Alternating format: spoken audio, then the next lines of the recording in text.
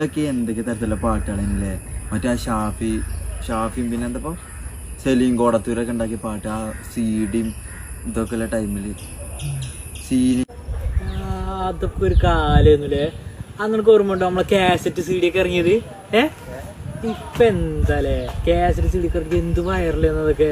ഇപ്പൊ അതിന് എന്തേലും തേങ്ങ ഉണ്ടോ? അതേപോലെ എനിക്ക് മറ്റേ പാട്ട് ഓർമ്മ ഉണ്ടോ?